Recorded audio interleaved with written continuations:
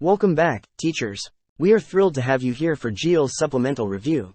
Our goal is to help you prepare for your lead in September 2023, and we're confident that with our 25-item review of professional education, you'll be well on your way to success. Remember, we're here to support you every step of the way. Let's do this together. Dear Divine Father, I come before you today with a humble heart, seeking your guidance and blessings as I embark on my review. I recognize that knowledge and wisdom are gifts that can unlock doors and empower me in my journey. Grant me the clarity of mind to absorb information, to understand concepts, and to retain knowledge effortlessly.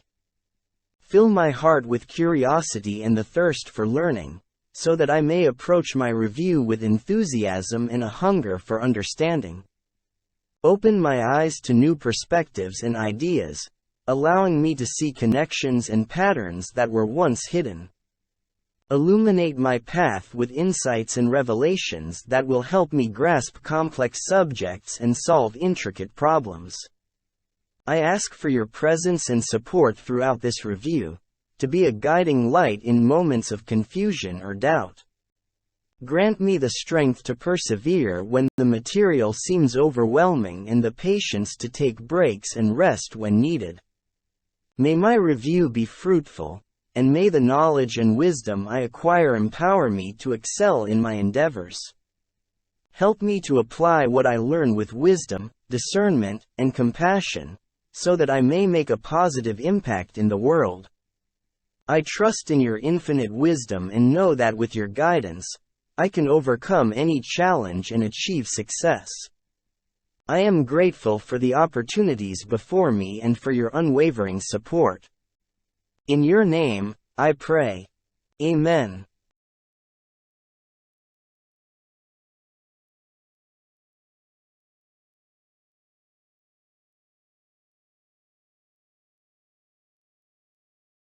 I understand that feeling unmotivated during a review can be challenging, but I'm here to help you find some motivation and remind you of the importance of what you're doing. Goal achievement. Remember the reason why you embarked on this review in the first place. Think about the goals you want to achieve and how this review will bring you closer to those goals. Visualize the sense of accomplishment and satisfaction you'll experience when you successfully complete your review. Personal growth. Every effort you put into your review is an opportunity for personal growth and development. By challenging yourself and pushing through the difficulties, you're building resilience, discipline, and self-improvement. Each step you take is an investment in your own potential and future success. Knowledge and expertise. Remind yourself of the valuable knowledge and expertise you're gaining through this review. The more you learn and understand, the more confident and capable you become in your field of study.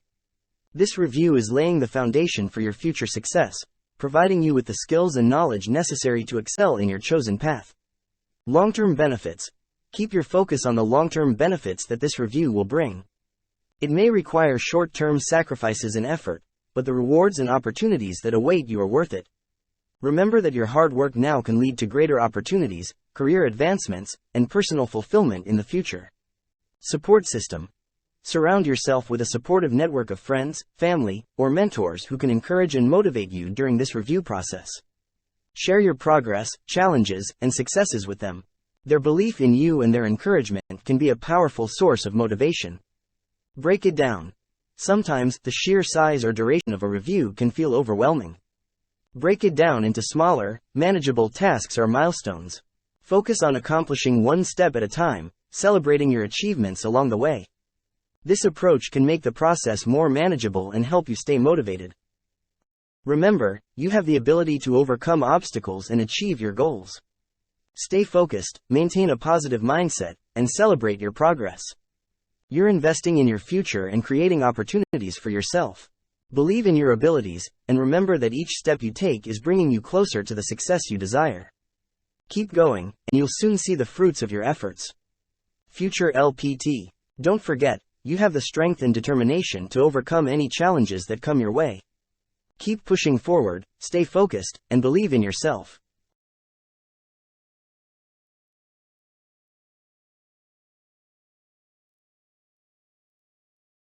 Prayer. Our Father, I turn to you, seeking your divine help and mercy, as I ask for your grace, to help me pass my board exam. I ask for wisdom, knowledge, and understanding so that I can remember everything I have studied. Please do not abandon me in this time of need, but grant me the favor I seek. I ask this in your holy name. Amen. Question number 1. At what level of Kohlberg stages of moral development is jeepney driver Danny returning the wallet of a passenger who left it in his jeepney? A. Pre-conventional for fear of punishment. B. Pre-conventional for the reward money. C. Post-conventional for the common good. D. Convention for social approval.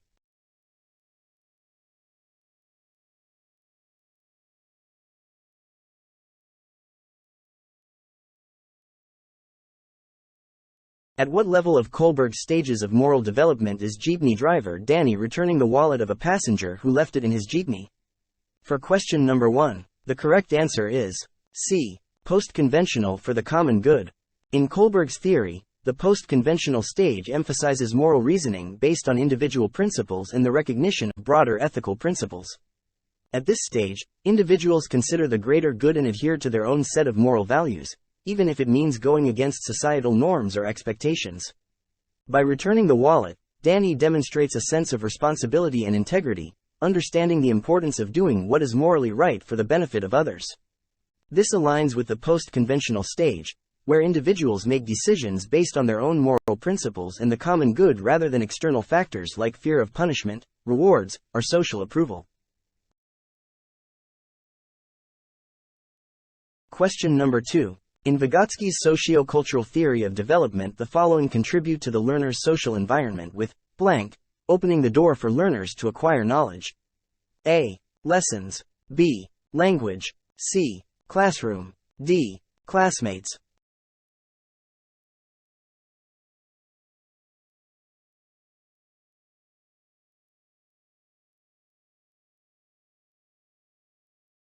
In Vygotsky's socio-cultural theory of development, the following contribute to the learner's social environment with blank, opening the door for learners to acquire knowledge.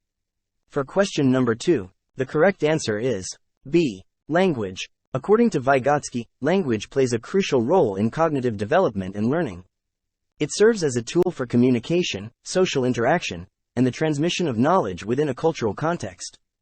Through language, learners can engage in meaningful conversations with others, including teachers, peers, and more knowledgeable individuals, which helps them acquire new information, understand concepts, and develop higher-level thinking skills.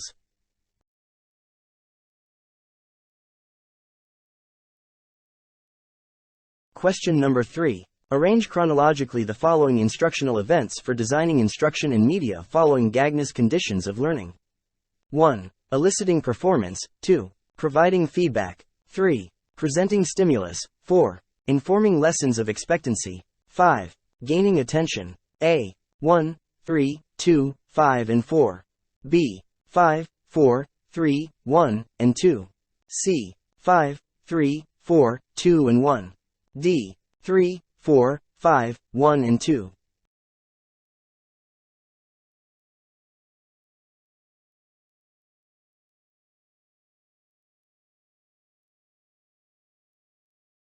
Arrange chronologically the following instructional events for designing instruction in media following Gagne's conditions of learning.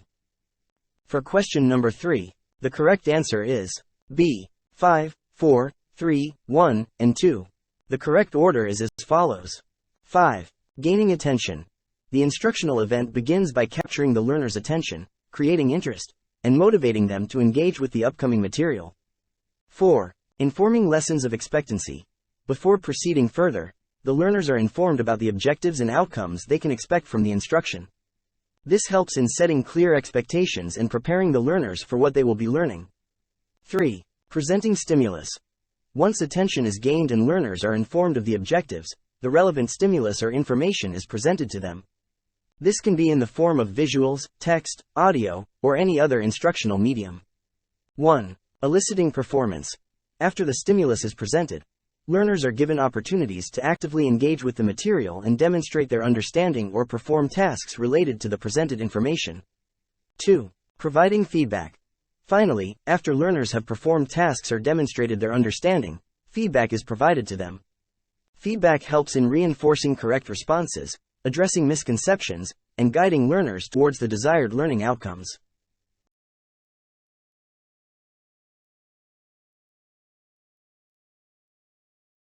Question number 4. Experts refer to these helpful abilities to self-expression by learners but not to include blank. A. Building. B. Imagining. C. Speculate. D. Development insight.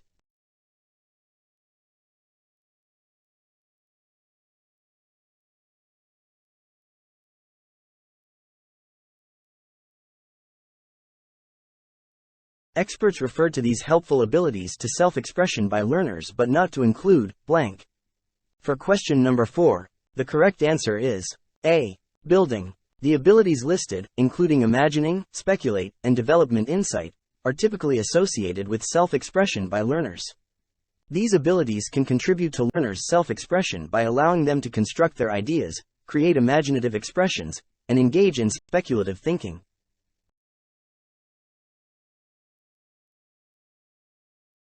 Question number 5. How is research important to instruction and school management? A. It aims at strengthening authority of principals. B. It seeks to solve instructional and school problems. C. It seeks to make teachers loyal to the school. D. It aims at increasing the work of teachers.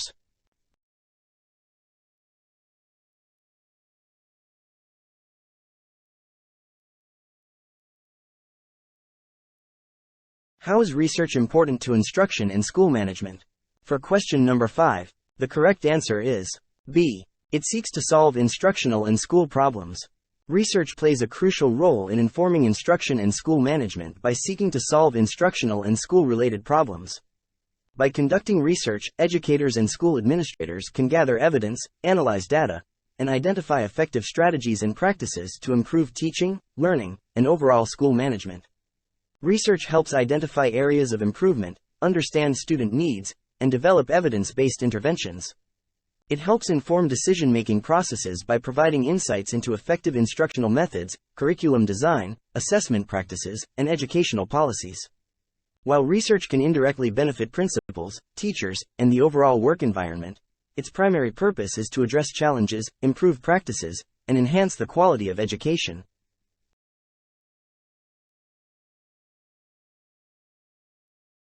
Question number 6. Among the cognitive objectives, what refers to putting together the components of an idea in order to summarize a concept? A. Comprehension.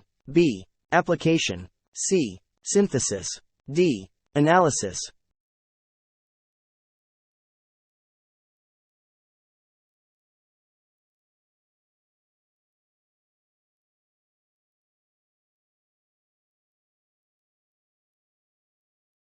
Among the cognitive objectives, the process of putting together the components of an idea in order to summarize a concept is referred to as C. Synthesis. Synthesis is a higher-level cognitive objective that involves combining different elements, ideas, or information to create a new and cohesive whole. It encompasses the ability to integrate and organize various parts or concepts to generate a summary or overarching understanding. Comprehension refers to understanding or grasping the meaning of information, while application involves using knowledge or skills in a practical context. And analysis focuses on breaking down information into its constituent parts and examining their relationships.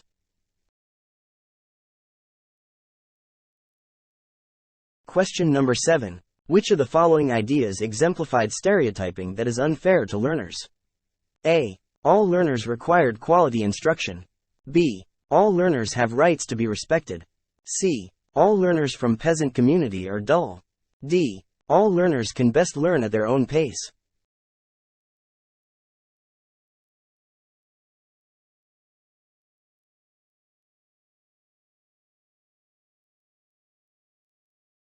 The idea that exemplifies stereotyping that is unfair to learners is C. All learners from the peasant community are dull. This statement is an example of a negative stereotype that unfairly generalizes and makes assumptions about learners based on their background or community. Stereotyping learners based on their socioeconomic background or any other characteristic is unjust and can lead to prejudice, discrimination, and a lack of equal opportunities for learners.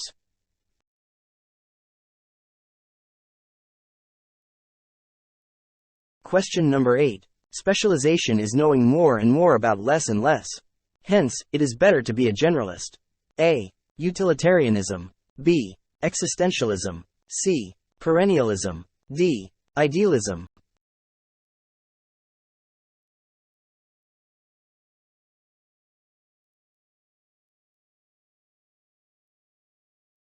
Specialization is knowing more and more about less and less.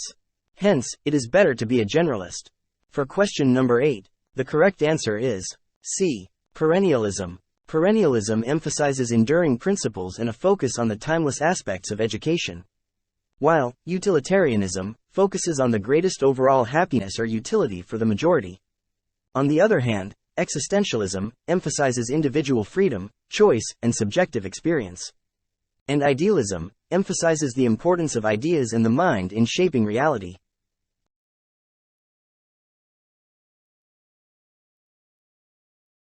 Question number 9. Industrialized country require vocational and professional education based on scientific and practical knowledge rather than on the very general education. A. Utilitarianism. B. Existentialism. C. Progressivism. D. Essentialism.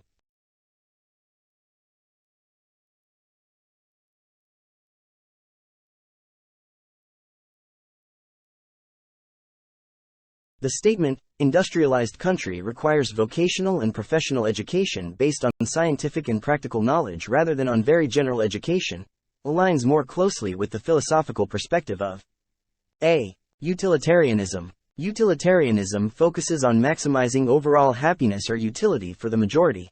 In the context of the statement, emphasizing vocational and professional education based on scientific and practical knowledge can be seen as a utilitarian approach. This perspective values education that directly contributes to the needs of an industrialized country and maximizes the benefits for society as a whole. On the other hand, essentialism is an educational philosophy that emphasizes the importance of core knowledge and skills that are essential for students to function effectively in society, while existentialism emphasizes individual freedom and subjective experience, and it may prioritize personal development and self-discovery. And progressivism emphasizes experiential learning, student-centered approaches, and the integration of real-life experiences.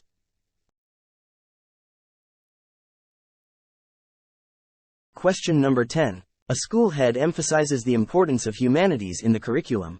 To which the educational philosophy does he adhere? A. Pragmatism. B. Perennialism. C. Progressivism. D. Essentialism.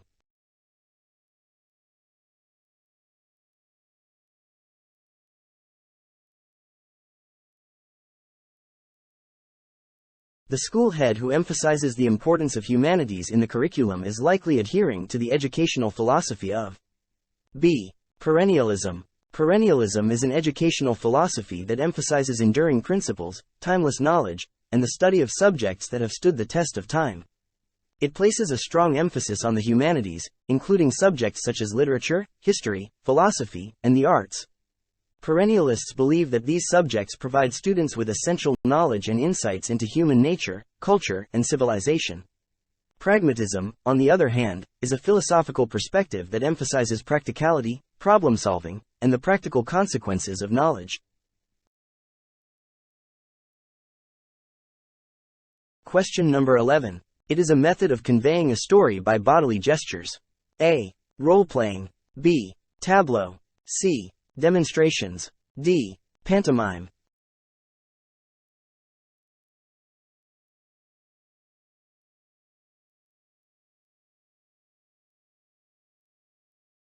The method of conveying a story by bodily gestures is known as D. Pantomime. Pantomime is a form of performance art in which a story or narrative is communicated through body movements, facial expressions, and gestures, without the use of words or spoken language. It involves using physical actions and expressions to convey emotions, actions, and events to the audience. On the other hand, role-playing involves individuals taking on different roles and acting out situations or scenarios, while tableau refers to a frozen scene created by performers to represent a particular moment or concept. and demonstrations involve showing or illustrating a process or concept through actions or examples. While these methods may involve some bodily gestures, they do not primarily focus on conveying a story through bodily gestures as pantomime does.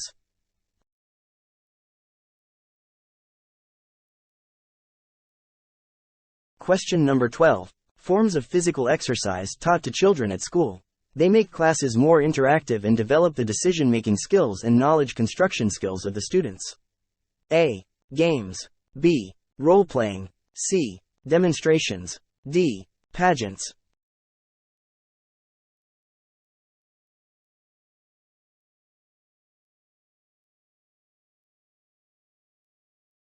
The forms of physical exercise taught to children at school that make classes more interactive and develop decision-making skills and knowledge construction skills are: A. Games. Games are interactive activities that involve physical exercise and often require decision-making skills. Through games, children engage in physical movements, interact with their peers, make decisions, and develop cognitive and social skills. Games can be designed to promote teamwork, problem-solving, strategic thinking, and other important skills.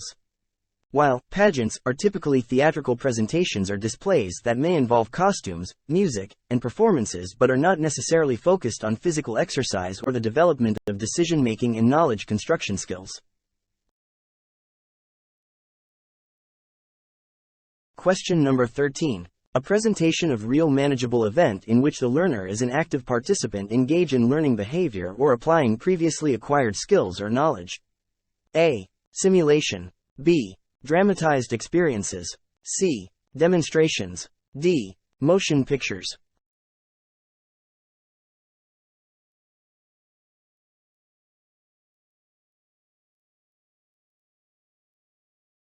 The presentation of a real manageable event in which the learner is an active participant engaging in learning behavior or applying previously acquired skills or knowledge is referred to as A. Simulation. Simulations involve creating a realistic representation or imitation of a real-life scenario or situation.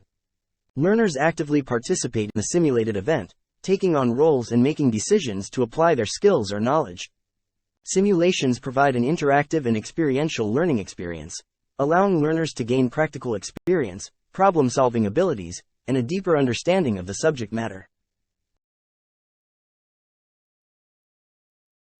Question number 14. An instructional materials that brings immediate interaction around the world. A. Exhibits. B. Motion pictures. C. Educational television. D. Pageants.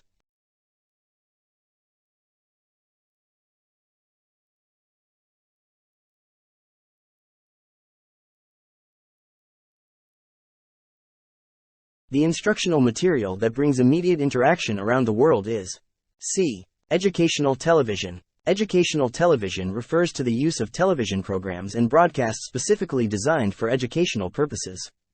It allows for immediate interaction by providing access to educational content and resources that can reach a wide audience across different locations.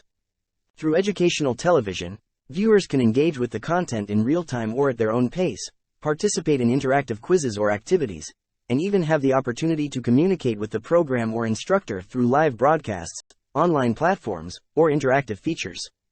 While exhibits generally involve physical displays or demonstrations that may require the viewer to be present in a specific location. And motion pictures are pre-recorded films or videos that can be educational.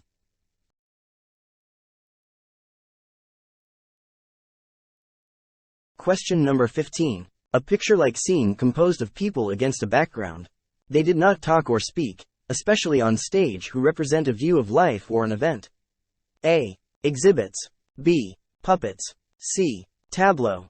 D. Pageants.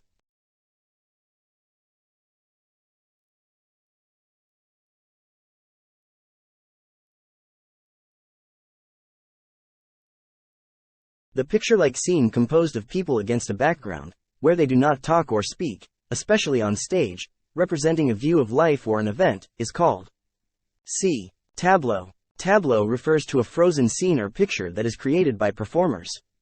It involves arranging actors or participants in a specific pose or position to represent a particular moment, idea, or event.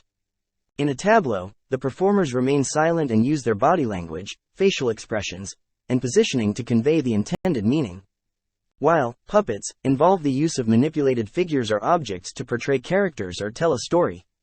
Puppets can be used in various performance styles, including speaking or non-speaking roles.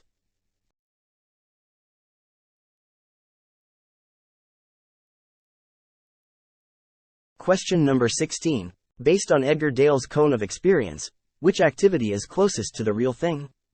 A. Attending exhibits. B. Watching a demonstration. C. Viewing images. D. Listening to a recording.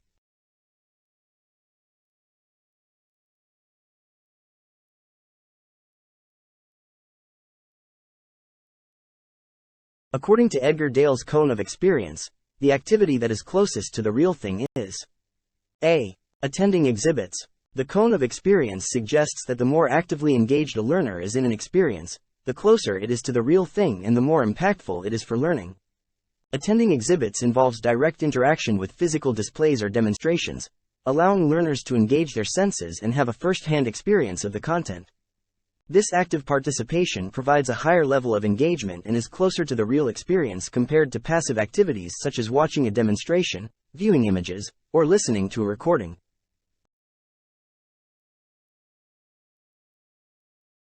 Question number 17. Young Sally never feared of spiders. But after seeing her mother screech and react in fear a few times when a spider appeared in the house, she now cries whenever she sees a spider. This is an example of blank. A. Spontaneous recovery. B. Stimulus generalization. C. Operant conditioning. D. Classical conditioning.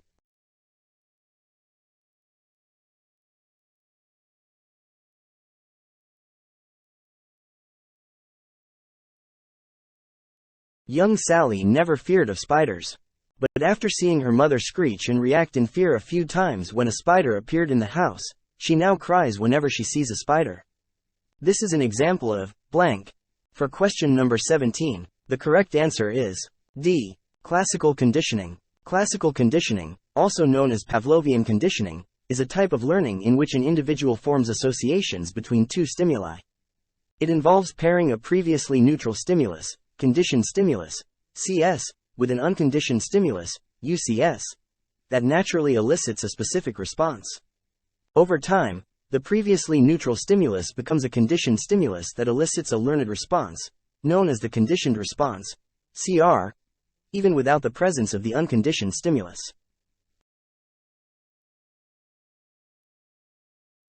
Here are the definitions of the other option. A. Spontaneous recovery. Spontaneous recovery is a phenomenon in which a previously extinguished conditioned response, CR, reappears after a period of time without further conditioning. It occurs when an extinguished response spontaneously resurfaces, although typically weaker and shorter in duration than the original response. B. Stimulus generalization. Stimulus generalization is a process in which a conditioned response, CR, is elicited by stimuli that are similar to the original conditioned stimulus, CS. It means that the learned response extends to other similar stimuli, even if they were not directly associated with the original conditioning. C. Operant conditioning. Operant conditioning is a type of learning in which behaviors are strengthened or weakened based on the consequences that follow them. It involves associating voluntary actions, operant behaviors, with their consequences, which can be rewards or punishments. Through this process, individuals learn to repeat behaviors that lead to desirable outcomes and avoid behaviors that result in negative consequences.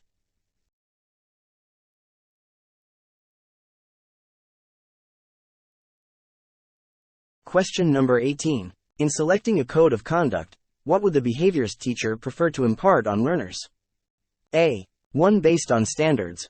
B. One drawn from history. C. One taught by religion. D. One exemplified by great men or women.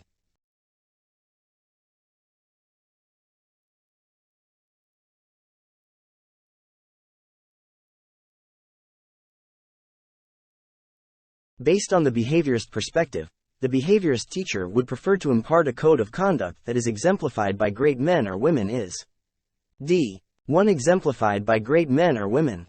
In behaviorism, learning is believed to occur through observation and imitation of models.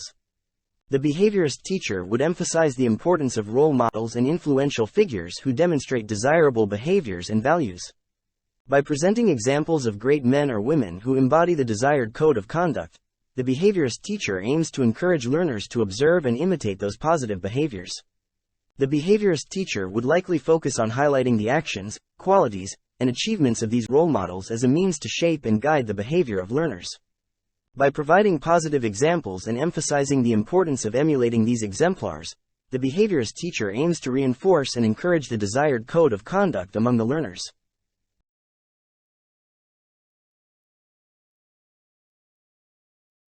Question number 19. These are characteristics of formal instructional planning except, blank. A. Haphazard. B. Structured. C. Outcome-based. D. Task-oriented.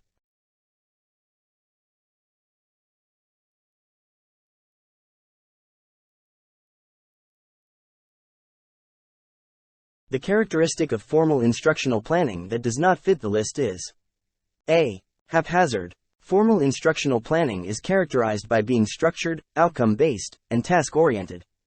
It involves carefully organizing and designing instruction based on specific learning goals and objectives.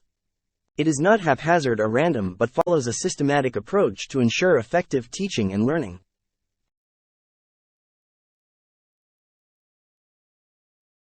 Question number 20. The law makes some amendments to certain sections of Republic Act 7836 such as the Qualification Requirements of the Teacher Applicants, Registration, and Exception. A. Republic Act 7877. B. Republic Act 9293. C. Republic Act 10157. D. Republic Act 6655.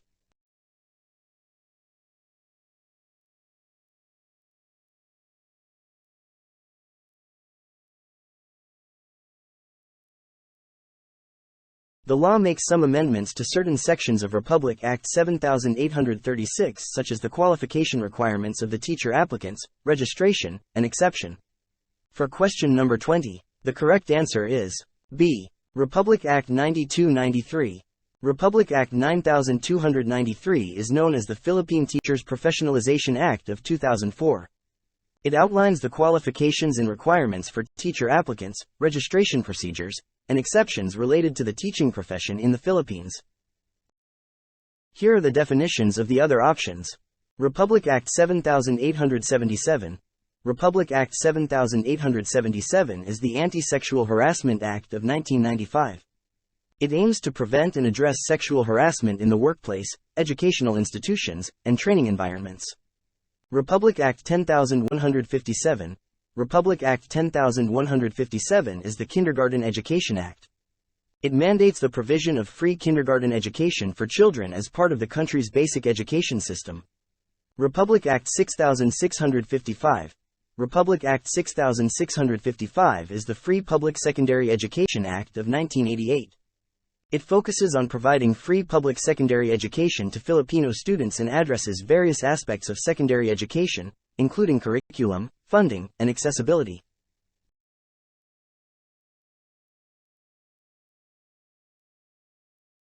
Question number 21. This common disorder can make it very difficult for students to stay focused in class. A. Asperger's syndrome. B. ADHD. C. Trisomy 21. D. Emotional disorder.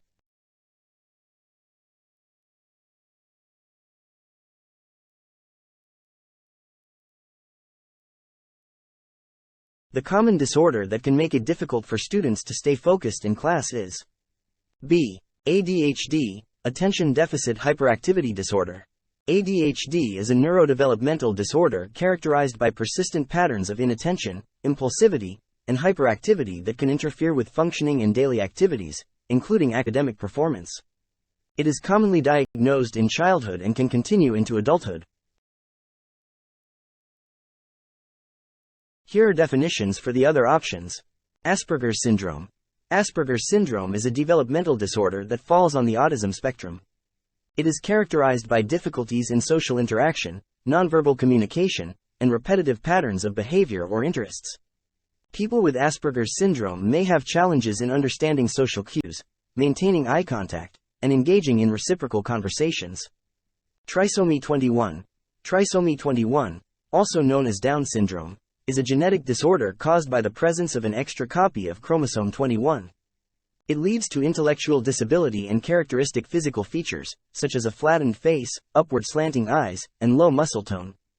Individuals with Down syndrome may have learning difficulties, delayed speech and language development, and various medical conditions associated with the syndrome. Emotional disorder. Emotional disorders refer to a range of mental health conditions that primarily affect an individual's emotional state and behavior. Examples of emotional disorders include anxiety disorders, depressive disorders, bipolar disorder, and disruptive mood dysregulation disorder. These disorders can impact a student's ability to regulate emotions, maintain focus, and engage in academic activities effectively. Treatment often involves therapy, medication, or a combination of both. It's important to note that the information provided here is a general overview, and if you suspect that you or someone you know may be experiencing any of these conditions, it is recommended to consult with a medical or mental health professional for a proper evaluation and diagnosis.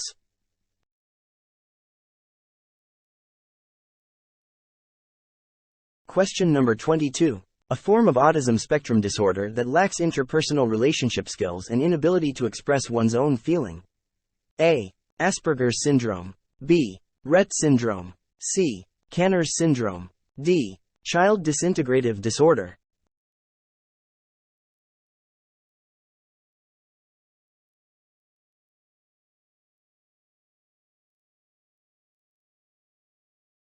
A form of autism spectrum disorder that lacks interpersonal relationship skills and the inability to express one's own feelings is A. Asperger's syndrome. Asperger's syndrome is a condition on the autism spectrum characterized by difficulties in social interaction, nonverbal communication, and restricted and repetitive patterns of behavior. Here are definitions for the other options. Rett syndrome. Rett syndrome is a rare genetic disorder that primarily affects females. It is characterized by a regression in developmental milestones after a period of normal development during infancy. Individuals with Rett syndrome often experience a loss of purposeful hand skills, loss of spoken language, and the development of repetitive hand movements such as hand wringing or hand washing. They may also have motor difficulties, breathing irregularities, and intellectual disabilities. In the past, the term Kanner's syndrome, or early infantile autism, was used to describe what is now known as Autism Spectrum Disorder, ASD. The term was named after Dr. Leo Kanner, an Austrian-American psychiatrist who first described the characteristics of autism in children in the 1940s. Child disintegrative disorder. Child disintegrative disorder, also known as Heller's syndrome, is a rare condition characterized by a significant loss of previously acquired skills in multiple areas of functioning. Children with child disintegrative disorder typically experience a regression in language, motor skills, social interaction, and cognitive abilities after a period of relatively normal development. The regression usually occurs between the ages of 2 and 10 years.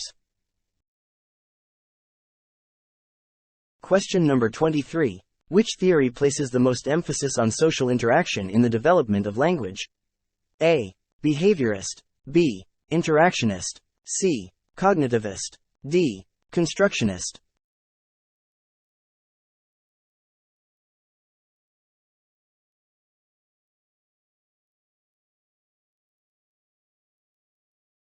The theory that places the most emphasis on social interaction in the development of language is B. Interactionist theory. Interactionist theory, also known as social interactionist theory or socio-cultural theory, emphasizes the role of social interactions and cultural context in language development.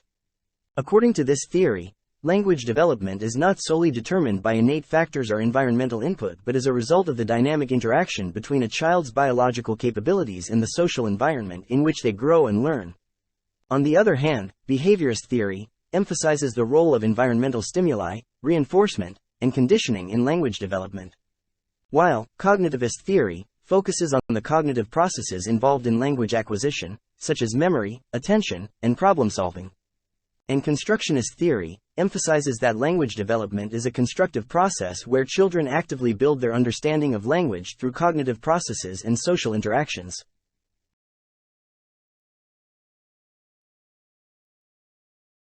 Question number 24. Epicureanism implies a love or knowledgeable enjoyment that has value. This means securing, blank, to oneself. A. Hope. B. Greed. C. Pleasure. D. Passion.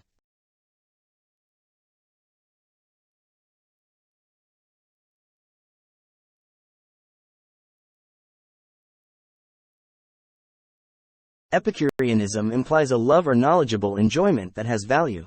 This means securing, blank, to oneself. For question number 24, the correct answer is C. Pleasure. Epicureanism is a philosophical system founded by the Greek philosopher Epicurus. It emphasizes the pursuit of pleasure as the highest good and the ultimate goal in life. However, it's important to note that Epicureanism defines pleasure in a specific way. It focuses on the pursuit of pleasure that is moderate, long-lasting, and derived from fulfilling one's basic needs and avoiding pain.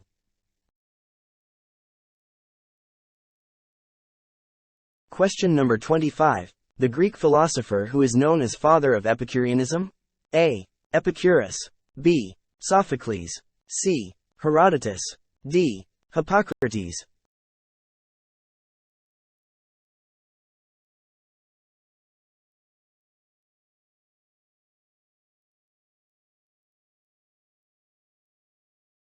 The Greek philosopher who is known as the father of Epicureanism is A. Epicurus. Epicurus, 341 to 270 BCE, was an ancient Greek philosopher who founded the school of philosophy known as Epicureanism. He developed a philosophical system centered around the pursuit of pleasure, the avoidance of pain, and the importance of leading a balanced and tranquil life. Epicurus believed that pleasure could be achieved through the absence of physical and mental suffering and by attaining a state of ataraxia, tranquility of the soul. Here are definitions for the other options. Sophocles. Sophocles, 496 to 406 BCE, was an ancient Greek playwright and one of the three great tragedians of classical Greek drama, along with Aeschylus and Euripides.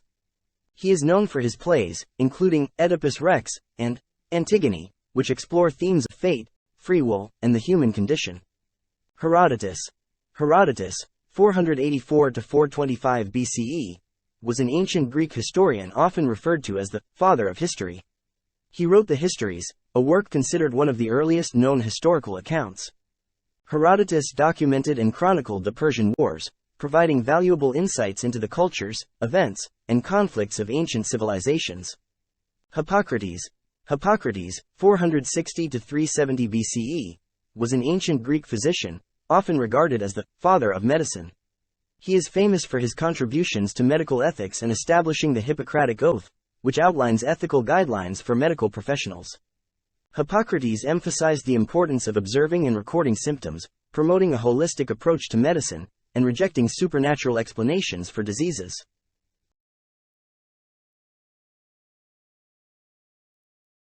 Thank you for watching Gilles Let Review. I hope they've been helpful in your exam preparation. Remember that success in the LET requires consistency and dedication, so I encourage you to come back for more videos to help you stay on track with your studies. Be sure to hit the subscribe button and turn on notifications so you don't miss any new videos. My goal is to provide you with high-quality content that helps you feel confident and prepared for the exam. So, let's work together towards your success in the LET. Keep studying hard and I'll see you in the next video.